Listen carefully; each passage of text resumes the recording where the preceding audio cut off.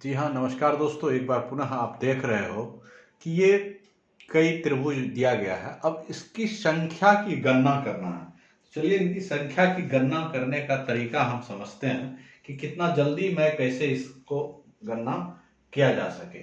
तो आप देखिए, पहला तरीका तो ये है 1 2 3 4।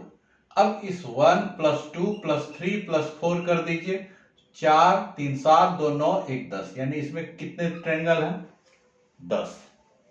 अब उसी तरह अगर इसकी बात करें तो यहां पर देखिए, पहला ये भुजा है तो 1 2 3 4 5, तो कितना हो जाएगा? 1 + 2 + 3 + 4 + 5, 5 4 9 9 3 12 2 14 और 1 15 कुल त्रिभुज हो गए। तो 15 इस पर हुए, अब फिर 15 इस पर भी होंगे। यहां भी 1 2 3 4 5 बन रहा है, ये देखिए एक त्रिभुज हो रहा है ना, और इस पर भी बन रहा है, तो इसमें भी कुल हो गए 15।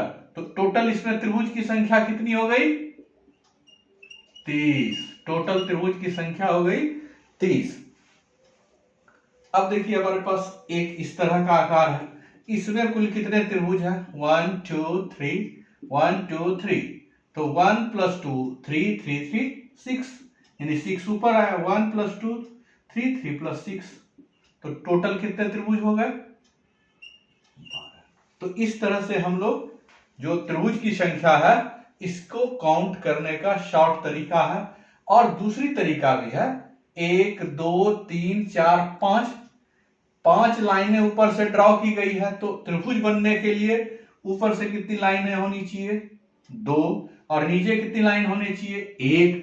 तो 5 में से अगर 2 चाहिए और इधर नीचे 1 में से 1 चाहिए, तो देखिए इससे भी आपका निकल जाता है 5 × 4 2 × 1 × 1, तो 2 पंचे 10 × 1, तो 10 त्रिभुज। ये आपका प्रोसेस से आया। अब इसमें भी उसी तरह का है। त्रिभुज बनने के लिए हमको ऊपर से 2 लाइन चाहिए और नीचे 1 लाइन चाहिए। तो कितने लाइन है? 1 2 3 4 5 6। तो 6 में से कितने चाहिए हमको? 2। और नीचे कितना है? 2, 1 और 1 2। इसमें से कितना चाहिए? 1।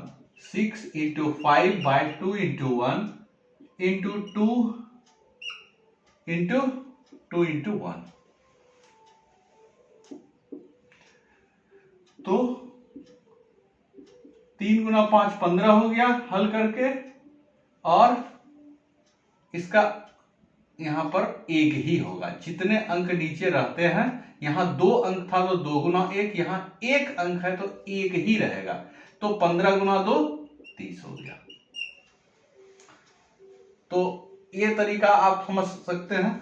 6C2 क्यों लिए? 1 2 3 4 5 6 भुजा था, तो उसमें से कितने भुजा हमको चाहिए? 2। 6 में से 2 चाहिए, और नीचे 2 भुजा है तो उसमें से कितना चाहिए हमको? 1 चाहिए। इसको हल करने का यही तरीका है। 6C2 यदि है तो यहां नीचे 2 है तो 2 अंक आप घटते क्रम में लिख दीजिए, और यहां 2 × 1 लिखना है। ठीक। अब इसी तरह देखिए यहां पर कितना है? 1 2 3 4 लाइनें हैं। 4 लाइन में से हमको त्रिभुज बनने के लिए 2 लाइन चाहिए, और ऊपर में 1 में से 1।